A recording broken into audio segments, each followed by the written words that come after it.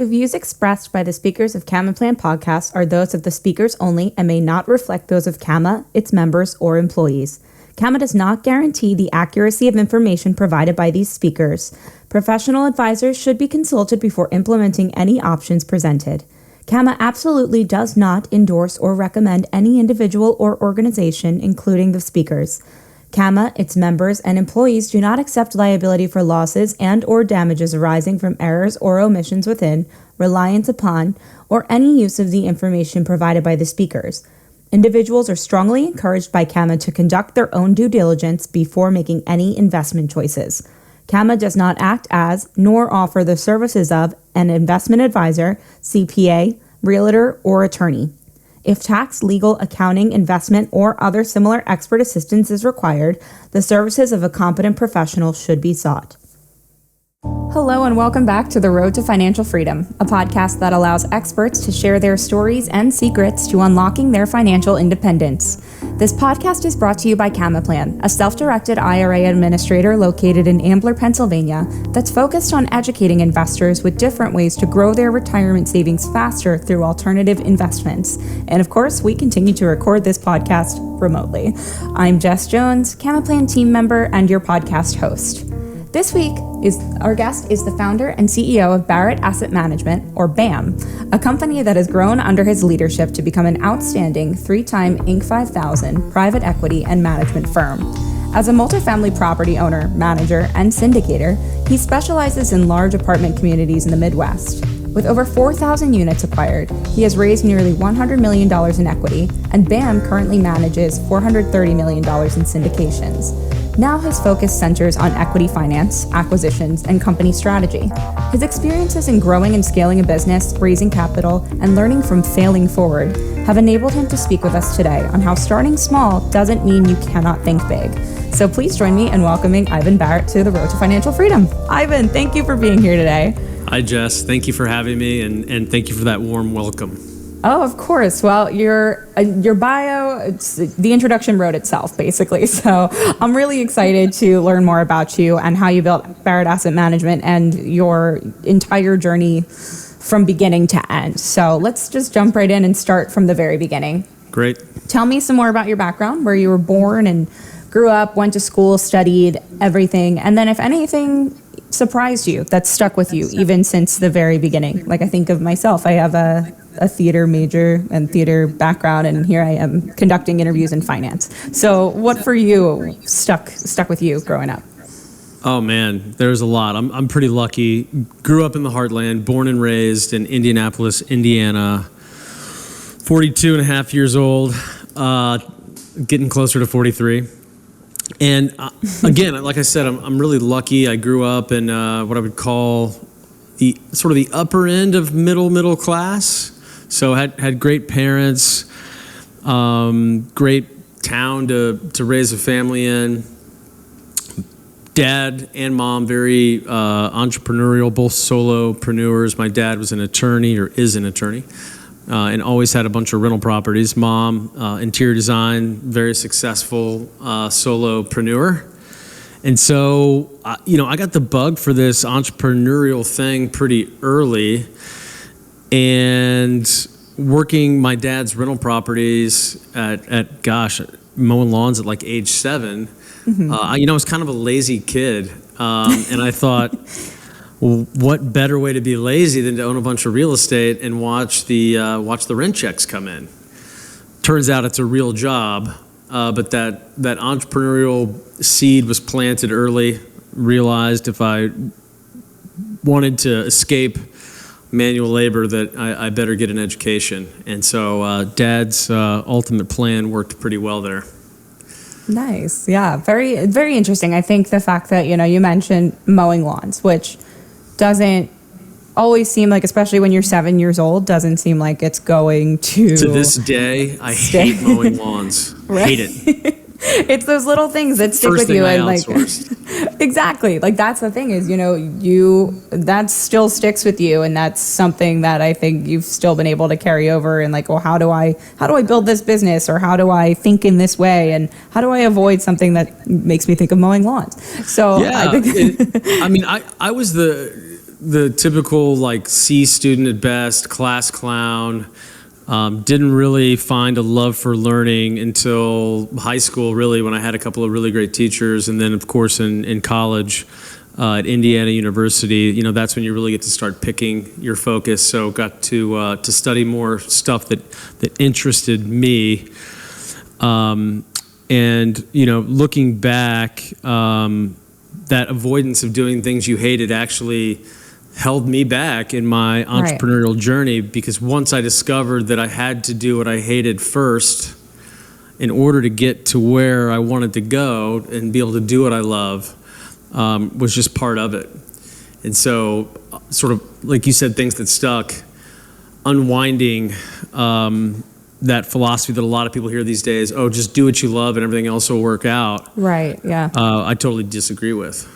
Yeah, I agree. I think that there are parts of everything that someone can love that have difficult connotations or negative, whatever beliefs you've had beforehand. I think there's always some level of the work that you just kind of roll your eyes and say, I don't really want to do this, but I know I have to. So how do you then, from a young age or from college age, kind of refocus that energy and take some of that negativity out of it? Like you said, unwind. Like how did you have to do that? Well, let's see. It's 2007, 2008. I'd been practicing real estate since 2000, basically since graduating IU, because I wanted to do big deals. I wanted to own my own real estate, but I knew that first I had to work for a mentor. So I'm 8 years in, working for a great mentor. Still a father figure in my life today. But the world fell apart, right? There was a great financial crash, the GFC, and my net worth is negative a few $100,000. I've got negative cash flow, and I wake up and realize I've been doing real estate the wrong way for the last eight or so years, and just speculating and flipping. And I'd lost sight of why I got into real estate in the first place, which was to build an income stream, to build cash flow. And at this time, it's still my desire to do large deals and own a large company. So I decided to figure out how to do that. And my path was starting small and doing first what I absolutely hated to get to a point where I could do what I loved. So to walk through that gauntlet or that valley first. And that was property management, dealing with the tenants and toilets, as they say. Mm-hmm. And my road to here was starting a property management company and first working for small investors who own duplexes, single-family homes, small apartment buildings, and dealing with their tenants and their toilets for a fee so that I could start a company, grow it, did a few real estate deals along the way, and continue to grow that as well.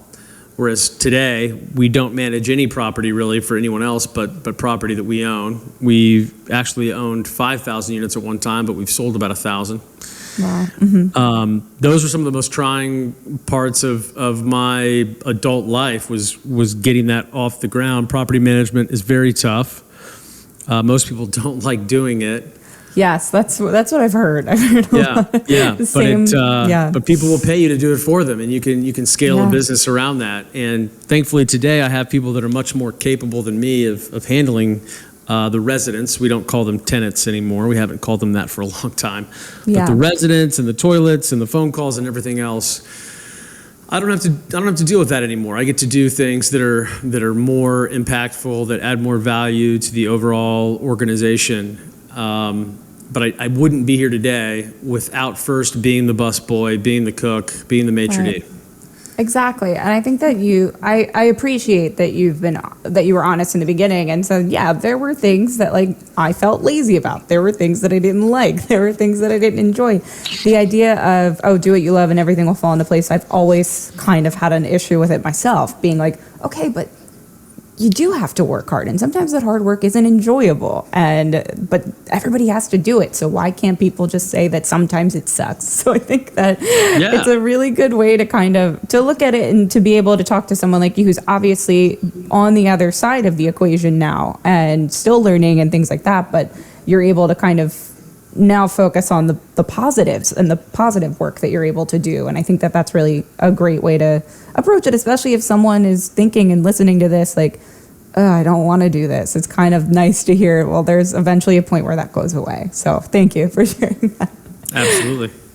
So for you, how did you then get involved specifically in multifamily investing? And how were you able to kind of identify the niche for you within real estate investing? Because there's so much, I think, especially when people think of real estate investing. Oh, yeah.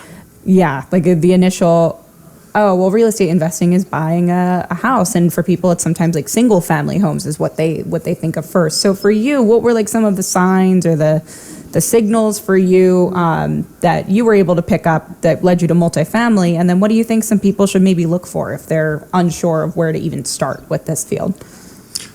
Yeah, so, early on in my career, I thought I was going to be a developer. And at one time, I wanted to develop resorts. I wanted to build and develop resort property. And I thought I was going to be this developer. You build these amazing projects, you sell them for a boatload of money, then you do it again, you just keep doing it and you get really rich. And again, in 2008, everything changed, and I saw all these asset classes, deals, projects, ideas go poof, and people lost a lot of money. And I started learning more about value investing, and the first rule of value investing is don't lose money. Right. Second rule of value investing is remember rule number 1. And then rule number 3 is how are you going to get cash flow? And so I got reintroduced to that, and I saw through that crash a lot of real estate firms that were focused on multifamily get bigger and better. And that was because people still needed a roof over their head, and multifamily has the best debt of all real estate asset classes. So I'm able to get longer term debt, fix the interest rate, lower the interest rate, better leverage, lower risk. So it dawned on me that big multifamily is some of the least risky real estate that I can buy. You might not get the huge returns that you can sometimes get in other asset classes, but you're also not exposed to this huge amount of risk.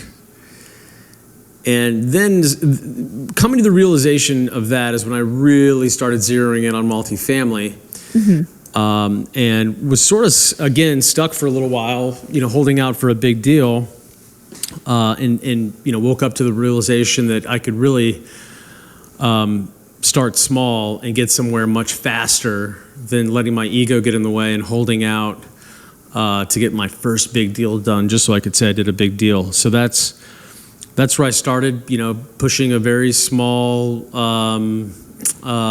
few snowflakes. Felt like uphill most days. Right. Good to Great calls it the Great Flywheel. And I really just focused in on doing that one thing extremely well and building the momentum. Again, started off busboy, maitre d', head cook, whereas today BAM is about 115 employees. Got a great executive team, deserves much more credit for the execution of the business plan than I do. They're really the ones that make this whole thing run. And in some ways, I get to now sit back as a proud dad. This would be my 4th child, in addition to my 3 human children. And I get to watch this organism, take its own shape and grow and make decisions and make mistakes and learn from those mistakes and continue to mature and evolve. And I again get to sit back some days almost like a proud parent and just watch and smile. Yeah, that's a great analogy for it too, being able to, and I think especially as someone in a leadership position like yourself, to be able to speak like that from the top and say, yeah, I get to look at my team and what we've built together with so much pride, like a proud dad. And I think it's a great analogy. Thanks. It's fun. So Barratt Asset Management, or BAM, the BAM fam, as you called it right before That's we started us. Recording. The BAM fam. Which I love. I'm a big sound fan as a former English major, so I love it. What does Barratt Asset Management, or BAM, do? And what is, who's a typical client of you guys? How are they benefiting from multifamily management, the private capital, syndications, all of it? Yeah, so as you know, we buy apartment projects. Some would call us a private equity firm with in-house management and construction. Our clients are our 400 plus now high net worth and ultra high net worth individuals and families that invest alongside us. Those folks, there's not really a typical, they are across the spectrum in age and profession or business, chapter of their life, right? Married, unmarried, children, grandchildren. The common thread among all of them is they're really good at what they do, whether they're a doctor or a business owner or a high-paid employee. They want exposure to real estate investments, but they don't want to deal with those tenants and toilets we talked about earlier. Right. Because they're very busy. In most cases, they've got families or hobbies or passions or pursuits. When they're not working, they don't want another job. Yes. Yeah, exactly.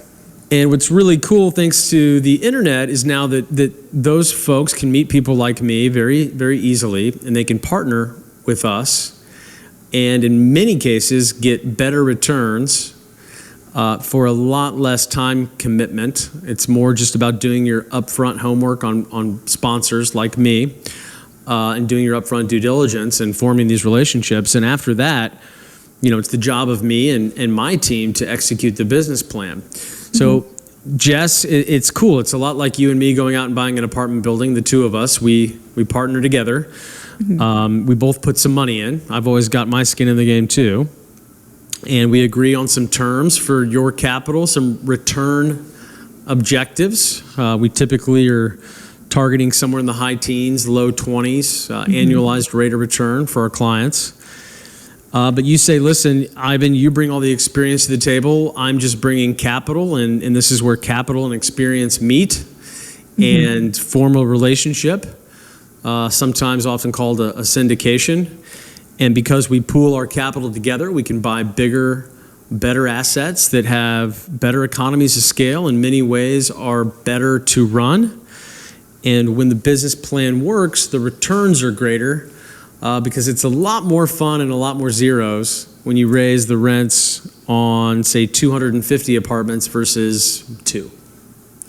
Interesting. And thank you for the explanation, because I feel like I have heard syndications probably so many times, but the process of how that actually comes to be is something that's kind of always evaded me. So I appreciate that. I think that it bothers me that people make it so complicated, Jess. Yeah, it's definitely way more simple than I think a lot of people try to make it out to be. And I think, you mentioned that you bring experience to the table. You put skin in the game when it comes to these investments. I think a lot of people looking for, who do I invest with, probably see that in someone and think, oh, okay, this is someone I can trust. This is someone who will hold themselves accountable. So I think that that's really incredible. And for you, I mean, what are some of the things you mentioned that everybody's coming from a bunch of different backgrounds, a bunch of different levels of financial literacies and all of these different things. So for you, what are some of the, besides, I know you mentioned the common traits between people, but what do you think are some things that could potentially, what do you think are traits that make these people successful in your opinion? And what are some things that you've seen that may hold people back? It can either be, things that you've experienced or things that you've seen. Well, first and foremost, thank you for going on about the last part. It's the difference between simple and easy. What I do at its core is very simple. It's anything but easy. It's actually very difficult to pull off, but the principles, the math, the deal structure is actually quite simple. And I would just say to you, as a young entrepreneurial person who may look at investment deals from time to time, anyone that can't distill the information into something simple doesn't make them a bad person, but it would certainly be a red flag that you would want to dig deeper on before moving forward. Yeah. As far as some of those common traits I see in successful people out there, I think what I often find is that the most successful people that I get to interact with, which I have the fortune of being able to do that a lot, not only in my job, but also I'm a member of YPO, Young Presidents Organization, and an EO, Entrepreneurs Organization. So I get to come in contact with a lot of successful folks. The common thread, I think more often than not, is that they are pursuing their sole purpose. Mm-hmm. Whether it's medicine or business or something creative, the folks that are pursuing something that has them vibrating at a high level, has them feeling some level of fulfillment, are the ones that I find are most successful. Now, again, a lot of those folks, if you get into their history and you ask them the right question, will tell you the same thing. You know, that doctor who loves what she's doing now did not love med school. Right? Most of them also had to do something that they really didn't want to do. Exactly. Yeah. Right, it's a good circle back to that. Yeah. Yeah. It's, I oftentimes you'll hear me on a podcast talk about it's analogous to getting in shape. It's not just some Saturday where you decide to wake up early and work out for the day, right? It's these little things that we do every day that move us in the right direction. It's like getting that 1% improvement in yourself every day. The people I come in contact with that are really focused on just those little incremental value adds on a daily basis, listening, reading new information, listening to different sides of arguments, pursuing health, pursuing nutrition, pursuing their profession and their sole purpose. Those are the ones that are successful, defined as I would define it, which is they've got a high report card, they've got good grades in their profession, their relationships, their health, their spiritual health. And the pursuit of that, the money becomes the byproduct. It's not what they're chasing, right? They're chasing something else that's higher self-actualization. Yes. Yeah. But by doing that, right? It's like if I really pursue health and wellness every day, I'm gonna look great, right? I'm gonna look better than I used to. But that's not what that doesn't keep you going after it. Right. That's just the byproduct, the aesthetic. What's really going on is something deeper inside as far as, longevity and mental health. Yeah, no, I totally agree. I think it should be noted, and it's interesting that, you listed how many things before money actually came into the response. I think that it's really fascinating. Yeah. I'm married with 3 kids. If it doesn't matter how many zeros I have in the bank, if my wife is going to leave me, my kids hate me, or they grow up spoiled, right? And not well adjusted. Right. Yeah. Or I'm chasing stuff all the time instead of something greater. No amount of zeros matter if all those other things fall apart. Absolutely. Thank you for sharing that. And I think it's very interesting that, that's your approach, is that you really like to focus on the people that you work with, their story, and that people that you align yourself with are very passionate people, and they're not necessarily passionate about, okay, well, what can I get out of this? It's more like, what can I, like in a material sense, what can I get out of this in a personal wealth sense? So I think that that's really lovely. As I said, I'm really lucky with the things I do. I get to interact with a lot of those sorts of people. And so a little bit of that, can rub off. Yeah, absolutely. For sure. I can definitely tell, even just based on our, how long have we been talking? And I can already tell. Go on. Well, Ivan the Great, do you work with anybody who works with self-directed IRAs in this type of investing? And for you guys, do you have to make any changes for investments, or do you find that it's any different with working with folks who choose to self-direct some of their retirement funds in these investments? Oh, we've got an ever-growing list of folks that are using their self-directed retirement accounts to invest in alternative assets, including real estate. Mm-hmm. It's funny. I still run into a few people here and there that don't know that you can do that. Although that list is shrinking.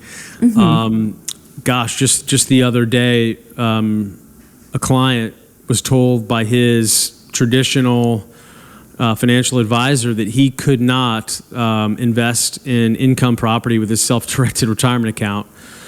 Of course, the client's switching to a custodian. Right. I think it might even be Cama. We work with Cama a lot. It's been a great relationship, but hopefully that advisor just didn't even know that this exists. Of course, like I said, that's shrinking. It's a huge responsibility, right? We're right. At BAM Capital, which is our investor side of this equation of the BAM companies. We're basically stewards of hard-earned family capital, including mine and my family's, but lots of other families out there. And we take that very seriously, especially when it comes to folks' retirement accounts.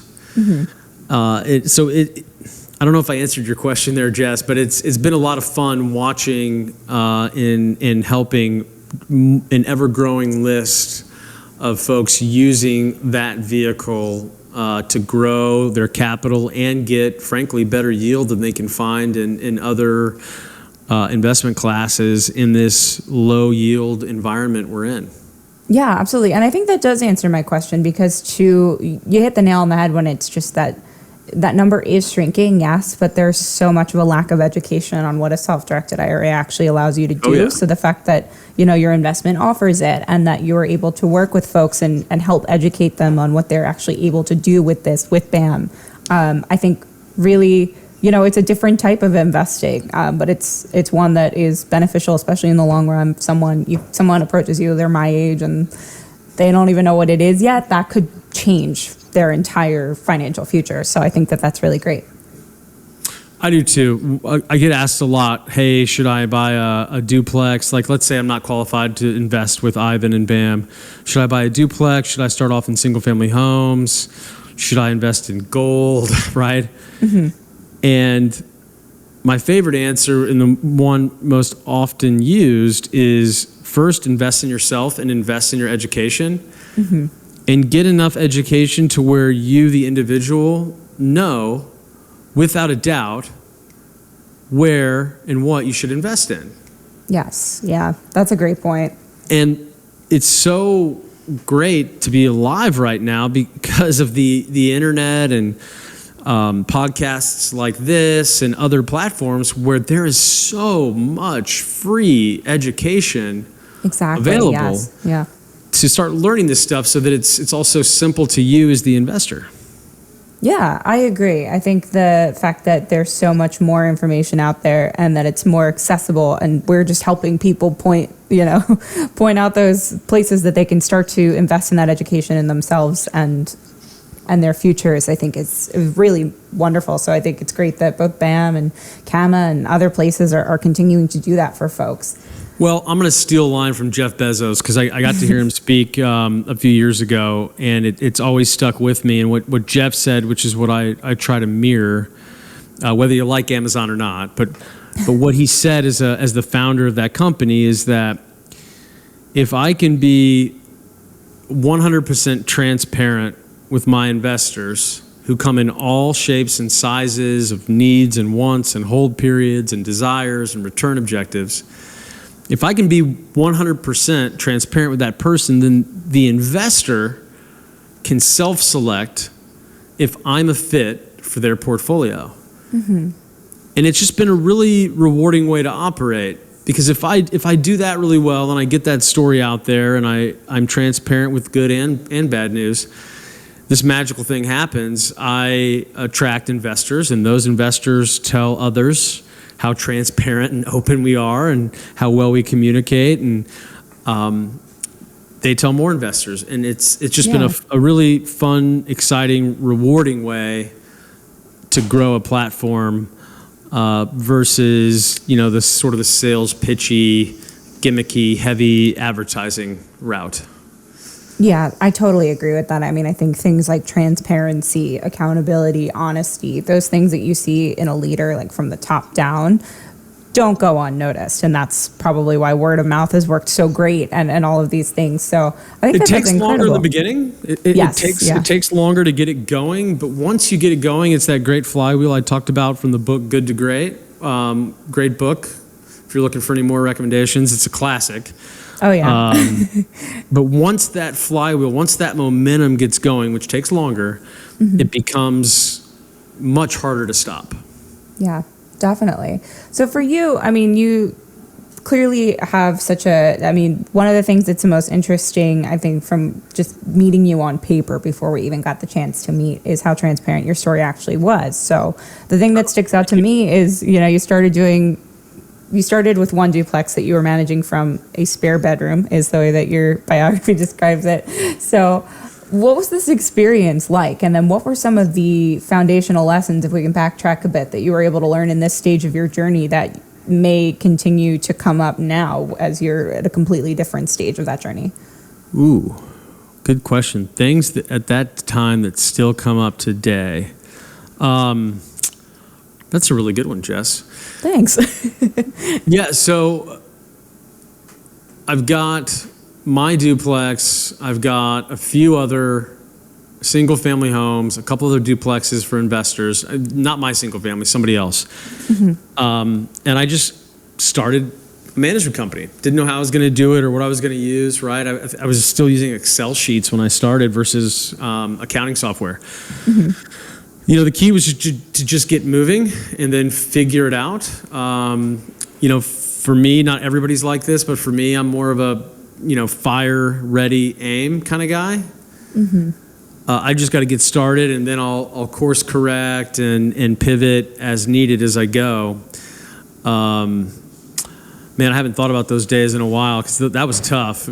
Again, my wife's got a job, luckily, but we had very little money coming in, buying shoes at Walmart, driving a Camry, and she had an Accord, and we drove those things till the wheels fell off. Right. I think that time still grounds us a lot today. Yeah. Don't get me wrong, we have a lot of fun. We love to travel. We love memory-making experiences, both as a couple and with the kids as a family. But it certainly grounds us as far as some of the decisions we make or the stuff we buy. We just moved to a new house, which is a total money pit, but we found a really cool piece of land. So we don't mind moving into a project house. Yeah. It doesn't all have to be perfect and luxurious when we move in. Try not to take ourselves too seriously. What's really translated well, I was just talking to one of my senior vice presidents about this. He's got to make a big hire. And it's his decision. I'm not getting in the way. He's accountable for his decision, right? He's got his budget. You hire who you think you should hire. And I'm not going to color your decision, right? And more importantly, I want you to know that if it's 6 months down the road and you got to fire this person because it didn't work and it screwed up or anything, or they quit or whatever, I'm not going to be upset. Yeah. Because I made every single one of those mistakes when I was hiring and firing and hiring and firing and firing and firing again. Growing a team, getting the right people in the right seat on the bus was way harder than real estate. Way harder. Yeah. And as soon as I realized that is just part of it, there's no book or seminar or course that I can go read and take that's going to make me miraculously overnight into a good leader, a good picker of people, right? It's just part of the challenge if you want to grow a company from nothing. And those things still apply. So when I started, and this is like a muscle too, Jess, I have to constantly work on it or I'll slip. Yeah. But staying out of people's way, not meddling, not letting them put their decisions on my back, and letting them learn from their own mistakes, letting bad stuff happen sometimes so that they can learn. Yeah. Has really helped us bend our growth curve as an organization. It's made our culture amazing. I'm so proud of some of the executives who came in early on and bought into my dream for a culture of people that are banging on our door to be part of our company, which is not easy to pull off in property management. Yeah. I certainly don't get the credit for I might get it for the dream, but other people, they deserve the credit for the execution of that vision. And those are, I guess, some of the little things that I picked up along the way that still work very well as our organization grows. Yeah, I mean, so much of that response really stands out to me, Ivan, especially, I think having your wife as a support system throughout all of this, and, I'm putting words in your mouth probably. But No. It takes a team. It takes a team. She's the chairwoman of the board. Yeah, she is, I think having that support system like that is probably so important. When you think about it, how many people have to be working out of a bedroom right now? And how many people are thinking about their own dreams and this and that. And I think having A, that support system, but B, I think you'll also bring up the fact that like hardship doesn't have to be so hard, in that it doesn't have to be this life-crushing, soul-crushing, you're never going to get out of it situation. You mentioned that you both had great senses of humor. You're able to help lift each other up through that. And then that has bled into your culture at BAM. I think that's really phenomenal. I like to lead with humor as well in this business. Yeah. So sense of humor really helps. Really helps. It really does. And knowing that as an entrepreneur, if you're gonna get into this, you're going to get hit in the mouth. Yes. You're gonna get knocked down over and over again. Again, we're back to simple versus easy. It's not always easy, but it's very simple. You just have to get back up every time. Exactly. And I think that it's really great that you're able to, some of these foundational lessons have just continued to really stick with you. So I think that's great. Well, I made every mistake in the book, Jess. Just tried not to make the same one more than twice. Yeah, and that's fair. I think if someone came on this podcast and talked to me and was like, I've never experienced any failure, I'm the most successful person in the world, it would be a very short, very uncomfortable interview. So I think that I think it's great that you're able to speak about mistakes and speak about them not in a way that they're framed as failure, but as lessons learned. Yeah, so it's the journey. My dad used to drive me up the wall with his sayings, like, the journey of 10,000 miles starts with one step. And he would always say mistakes are stepping stones. And I'd be like, shut up, Dad. I've heard that 1,000 times. But as you get older, you realize how many people don't get to hear that growing up.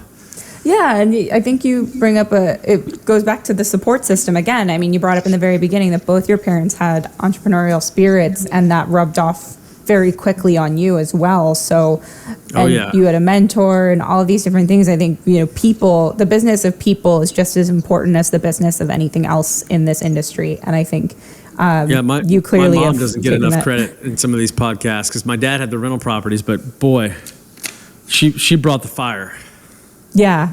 Yeah. It sounds like, for someone who was running her own interior design business, it definitely doesn't seem like it's something that, you, even as a theater person, that was a thing we always learned in school was, you're selling yourself, not just your company, you're selling yourself or your talent, you're selling yourself as a person when you walk into an audition. So I think it's very similar in some ways to business as well. So I think it's very analogous. There's a lot of content out there on persuasion. You can call it sales, persuasion, but getting your point across and influencing others is, in just about any walk of life, extremely important. And the more you can be a student of that, the farther you're typically going to go.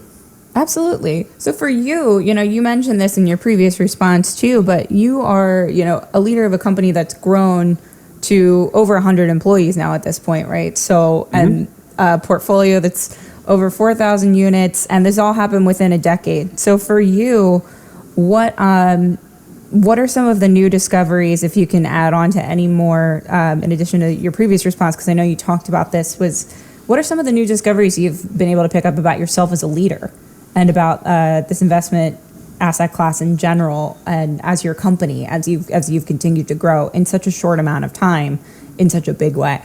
Yeah, that's a great question. I get to spend a lot of time right now on thinking about the big picture because I've been able to get a lot of the things I shouldn't be doing off my plate. And the exercise of that and getting out of other people's way so that they can make decisions in their given lane or seat on the bus. That's been the most rewarding because it frees up a lot of time for me to think. So these days I try to make time at least once every day just to think. Yeah. Not look at a screen, not think about who I need to call back or what my calendar looks like, but just to think at a high level. Doesn't always work. I very easily can slip into thinking back into task-oriented state of mind. Yeah, that's human. But new discoveries. I try to get as much information or ideas or arguments from other people in other walks of life. A big one for me this year is I'm taking my two oldest kids to Mexico to build some homes. It's not something I talk about a lot, but I want to get them out of their bubble. Yeah. I like following technology, biotech, different industries, different innovations. I love trying to figure out what's going to happen next, even though humans are typically pretty bad at that. Yeah.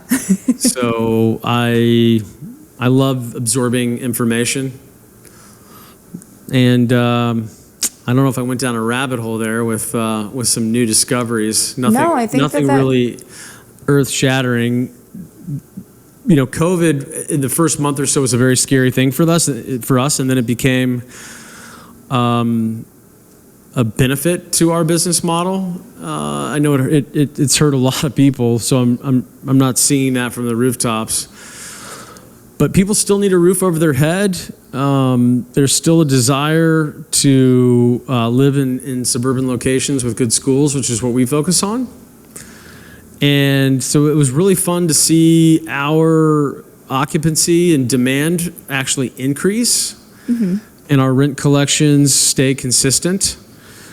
Because where we chose to buy real estate. And we've always built this thing with a hope that it would do well or better in a recession. Having come out of the great financial crisis, I knew another one would come along sooner or later. How it would happen, nobody knows, right? Right. But winter always comes. It's a seasonality, a cyclical thing. And seeing our investment thesis perform at a high level during the deepest recession that this country's seen, since maybe before 1929, the Great Depression, was pretty darn vindicating, Jess. Yeah. I can imagine it's definitely, it's been a difficult year for so many people, but to be able to kind of take a step back from, okay, well, how do we turn this into something positive for someone, for us, for our company, for our residents, and you're able to see that pay off, I think is probably really incredible, especially in a year where there's been a lot of difficulty. It's nice to see something be simple, to be, I hesitate to say easy because I'm not in your shoes, but easy. To see it, but to see it kind of pay off in a way that even though it was a difficult situation, you were able to employ the simple that you've always stuck with and be able to see it kind of pay off. So I think that's incredible. I mean, it's a great success story, I think. And we want to celebrate the successes on this podcast just as much as the stories of failures and lessons learned. Well, some of that credit definitely goes to the locations, the geography. The Indiana, Ohio, the Midwest is a little bit overlooked by some of the bigger national behemoths. And there's still a lot of value here. Indianapolis, for example, is a growing market. It's actually booming right now because of e-commerce and logistics. We're a big logistics e-commerce hub. Midwest is sort of that tortoise versus the hare story of growth. It doesn't boom here, but it doesn't bust either. It sort of clips along at that 2 to 4% growth rate, which is perfect for our model of steady streams of income via apartment investments. Awesome. So, you mentioned your team a lot and you've given them a ton of credit, which I think is also great to hear from a leader. But for you, what do you think? We talked about the characteristics of successful investors and characteristics of yourself that have played into your success. But for complementary traits that you look for in partners or team members, employees, residents that you take on, or people that you invest with, what are some of the complementary traits that you look for in others, that you seek out in other people? Well, the best one I can refer to would be my business partner. He's the president of our company. We've been partners now for about 6.5 years, and there's no one more complimentary. He is the yin to my yang, the peanut butter to my jelly sandwich. We are opposites in so many ways, which really makes for a great foundation of a partnership. Yes. Yeah. He can do what I don't want to do very well, and I can do what he doesn't want to do very well. And we stay in our respective lanes. He's much more day-to-day management of people now. The entire operation, making sure the trains run on time, which is an old saying. And I'm more focused on, big vision, strategy, how do we get from here to there, who's our next key hire, that sort of thing. And because of that, the sum of the parts, the whole, rather, is greater than the sum of the parts. And that's really what makes a great partnership. And beyond that, it's the same in our executive teams. And our management teams. We have lots of different personalities, varied DNA, men, women, etc. And that's what makes a great team. You've got these different viewpoints, these different ideas that can come together in a collaborative fashion. We've got some very specific ways we run meetings and leadership and accountability, and it works really well for us. That's great to hear, especially, I think, being able to employ operational systems for, raising capital or for acquiring assets and all these different things. It's one thing, but if the machine isn't working at the core, then, that's a huge battle to overcome. So I think that it's really exceptional the way that you describe it. And it sounds like, all of these people, despite all of your differences, everybody believes in that common core culture that you hinted at the beginning. Common vision, common core values, but lots of different DNA strands that come together to make it vibrate at a higher level. Yeah. On the investor side, it goes back to what we talked about earlier. You're a passive investor in these deals. You either don't want to deal with the day-to-day and the business plan and the execution, or you do. So I don't. It's not a democracy by vote, right? We're in charge. We're the decision makers, and we've got a great track record of doing that. It's like being in a restaurant, right? You can come in and eat the food and enjoy the experience, but you can't come back in the back of the restaurant and tell the chef what to do or how to do it. Right. Yeah, exactly. Pros and cons. Some people it works, and some people, they need to be operators like me. And that's okay. It's a big world. Yeah, understanding that everyone's different and that perspectives are always going to differ on things is, I think, a great way to approach anything. And if someone's just not a fit for either the investment or the company or anything like that, it doesn't mean it's a failure. It just means that you're not a fit. We've had very few investor problems or people that want to get out early or people that, that shouldn't have invested in the first place, because it goes back to being transparent in partnerships. Not only with my business partner, but the investors are limited partners, and we take the P and LP very seriously.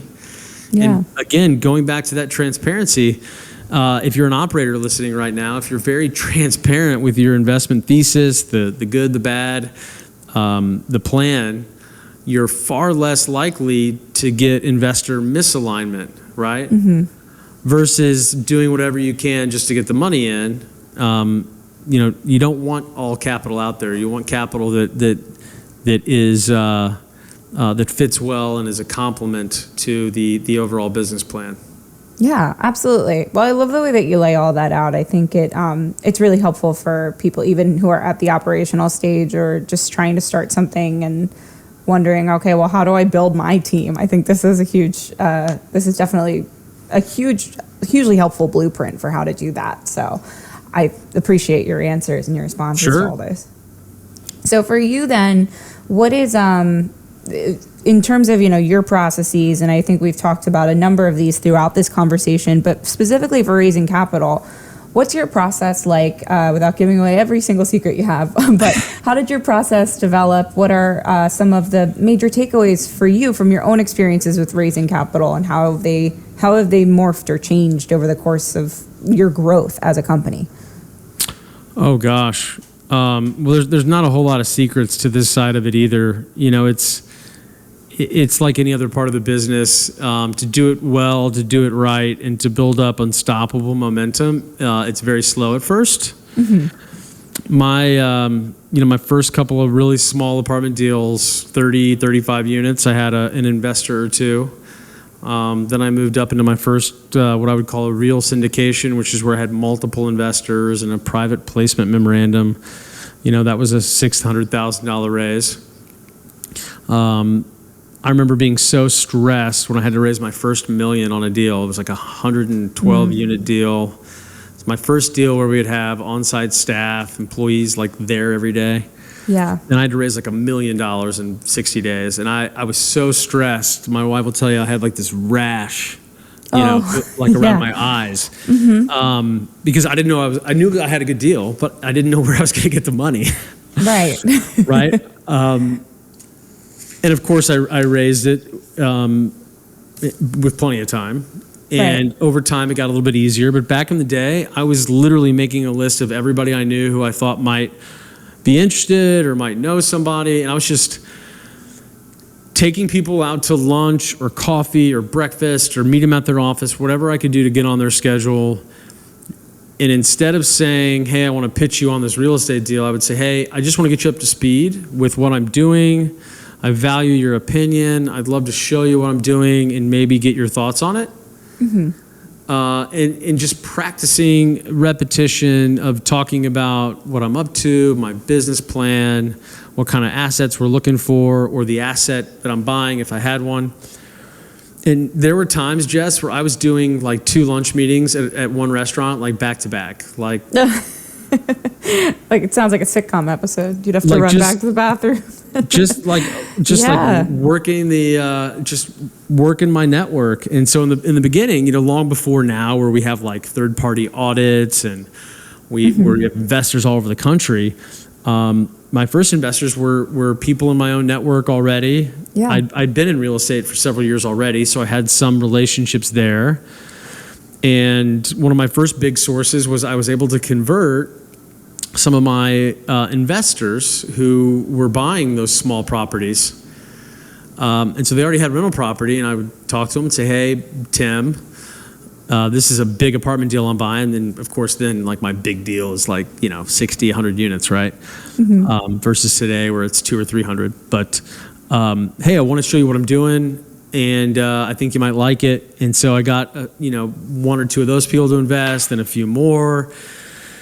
And to this day, still our number one source of new investors is existing investors. Yeah. My dad built a law practice that way, just taking care of clients. Yeah. And sure enough, you take care of clients, you get more clients, and it continues to grow that way. And it happens organically. It doesn't happen quickly. But if you stick with it and you just keep up, again, that daily repetition, right, of improvement, right. Your network grows and your amount of investors grow. And sure, today, we advertise and we have other ways of reaching out and communicating with investors. But still, out of that 100 million of equity, the number one source is investor referrals. That's awesome. It sounds like, a combination of, this is a learning curve. This is a hurry up and wait situation where you've just got to trust the process, as cliche as that sounds. But It does sound like that, but it also, I mean, you really touch on the fact that the importance of network is not something that people should ever take for granted, because it's so clear that, that's how you were able to have those initial. I'm going to tell you a secret. Yeah. My biggest investor to this day was a 3.5-year conversation of just politely staying in touch with him before he ever participated in a deal. And I've had investors that I have another guy that never responded to a single email in the course of like 6 years. Mm-hmm. And out of nowhere, one day he's like, "Hey, I'm ready to invest." Like, "Oh, Steve, you're back. Okay, great." Wow. Yeah. So never underestimate that email that you're sending is not. No, you can't email people too much, and you got to have something good to say. And it can't always be, "Hey, can I have some money, please?" Right. You've got to add value, right? Yeah. Yeah. But you grow that pipeline, you do it right, you're transparent with the good and the bad, and you stick with it long enough. Again, it starts building its own momentum. Yeah, definitely. Well, thank you for sharing that. Thanks for being so candid too about it. I know it's that transparency is just really rubbing off on this conversation for sure. Well, you ask good questions. Oh, thank you. I appreciate it. Well, as we kind of start to wind down, I mean, you've touched on so many different things throughout this conversation. One of the things that sticks out to me is you mentioned the book, and pardon me if I am missing the title here, Good to Great.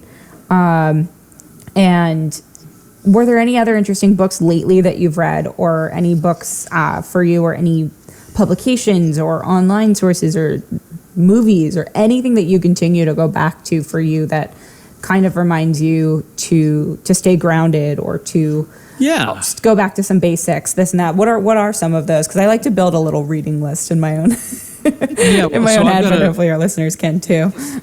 I've got a couple. Obviously, Good to Great, definitely one of my all-time classics about what made some companies go mediocre and some go from this good place to like being these great companies. Like, how did that happen? Great book. Another one that I didn't prepare for this question. I should, because I get it all the time. All good. One as an investor that popped into my head. I actually haven't read it in about 1.5 years, but I've read it a couple times now, is Mastering the Market Cycle by Benjamin Graham. Mm-hmm. No, sorry, one of Benjamin Graham's proteges, Howard Marks. Another kind of Warren Buffett billionaire bond investor guy, but just a very old, sorry Howard, very old but wise investor that I respect very much. And he's a bond investor, he's not a real estate guy. So, for the real estate people out there, stop reading only real estate books. Yeah, that's a good point. Just a great investor. And his book, Mastering the Market Cycle, I think has very, very big value for anyone looking to be a better investor. I am a little bit obsessed lately with a platform called Real Vision. You can get some free stuff on YouTube, but they have some really great macro video content. One day it's, and like we spoke earlier, they've got a lot of dissenting views, right? It's not just some organization pushing some agenda as much. They're pretty heavy into crypto, so there's a lot of crypto information, which is interesting to me, and I like learning. But one day it's China is going to overtake America and kick our butts over the next 20 years. And then the next day it's China's a paper dragon Ponzi scheme that's going to crumble, right? So you've got these different so you smart get a lot people, of different perspectives. a lot of different arguments, a lot of different investment classes, but it's just more general thought processes around investment. Interesting. The paid platform's not cheap, but I enjoy it. Great interview series. Really, they get some really smart people on it. I don't want to give you too much here. No, that's a lot. It gives us a lot to work with, I think, for sure. And for any geopolitical fans out there, anyone who likes geopolitics, there's a great book, Peter Zeihan, Ziehan, I think, called Disunited Nations. If you just Google him or YouTube him, you can get some 20-minute, hour-long lectures that he's given, so you don't need to buy the book. But just some very interesting predictions on how America will continue to be successful from a geographic standpoint for the foreseeable future because of our our demographics, our resources, military too, but just our place in the world. It's a good argument for anybody that thinks America is crumbling or that the republic is declining towards oblivion. It's okay to read some of that, but read the other side of the argument too. Disunited Nations is a good one to counterbalance that doom and gloom bearishness we hear a lot out there. Buy gold and bullets and hide in your bomb shelter type stuff. Yeah. Well, I appreciate you giving us so much to work with too, because I do agree. Like, you mentioned it. Don't only read real estate books. Don't only read publications. I almost never if you read believe real estate one books thing anymore. about, yeah. Right? Yeah. If you only believe one thing about geopolitics, only read about this. No, I think it's so important to touch on the fact that everybody should be, broadening their horizons in some way. So thank you for sharing so much with that response. I love when people get really into that answer too. Absolutely. I think there's too much going on right now where people are continually being fed this feedback loop of things that AI thinks that they want to hear, and just reinforcing the right or the left or any extreme, I think is dangerous. Yeah, definitely need to understand that there are so many perspectives, there are so many shades of gray, and I think that that's getting away more and more from people, like you said. Well, I really appreciate that. We pushed back against the tide today, Jess.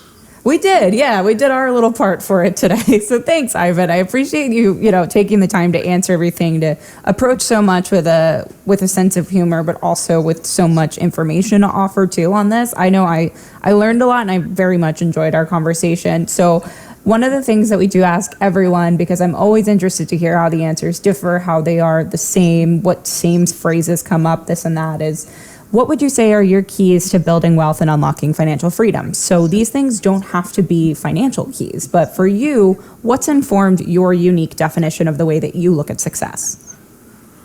Yeah, it goes back to my report card. Success for me is getting straight A's in spiritual health, physical health, marriage, child raising, business. All those things for me really I have to get high marks in for me to look at myself as successful. And money and capital and financial freedom becomes a byproduct of that. What's really helped excel me is to focus on doing one thing very, very well, which is our ability to buy apartment communities and add significant value. It's a simple strategy, but it's just not easy to pull off. We can only do so many deals a year because there's only so many out there at a time. But that's really helped bend the growth curve, along with figuring out the people part of it. I can't work, any harder. And so I need a big team of like-minded individuals that want to come along for the ride. Absolutely. Well, thank you so much for sharing all of this. Thank you for being so much fun on a random Tuesday in April. So yeah. I do appreciate it, Ivan, and I'm really excited to share all of this information and all of the helpful nuggets of advice and information, everything like that with our listeners. So one final question before we go is, how can people reach you? What can they look forward to from you and BAM? And do you have any websites, social medias, anything that listeners can use to get in touch with you? Yeah, if you Google my name, I'm pretty easy to find. I would say start at bamcapgroup.com. That's bamcap as in capital, bamcapgroup.com. Very excited to release our second fund. It's really going to be cool because we've got this new high yield option for folks that are looking for more yield than what they can get in most of the menu of investment vehicles these days. We've been working really hard on it the last 8 months, and it's all but done, and we'll be releasing that here imminently. So very excited to show the marketplace that. Congrats on that. That'll be exciting. Thank you. And then 317-762-2625, 317-762-2625 goes to my executive assistant. And, from there, I'm always happy to explain what we're doing further. Absolutely. Well, thank you again, Ivan, and thank you everyone for tuning in. Be sure to look out for upcoming events that will feature Ivan Barratt and Barratt Asset Management, or BAM Fam. Until then, thank you everyone for joining us again this week on the road to financial freedom. Be sure to tune in next week to hear more from our experts who have paved their roads to freedom, or you can call CamaPlan today to learn more about how you can start to take control of your future wealth. Thank you so much again, Ivan, and thank you everyone. My pleasure, Jess. Thank you for having me. Thank you all for tuning into our podcast. We truly hope that you're enjoying your ride along the road to financial freedom so far. If you like what you've heard and learned, or if you want to hear more about certain topics that we may have already covered or have yet to cover, please subscribe, rate, and leave us a review. We would love to hear any feedback from you so that we may continue to make our podcast the best that it can be for you, our listeners. Thanks again, everyone, and remember, tune in next week to the road to financial freedom.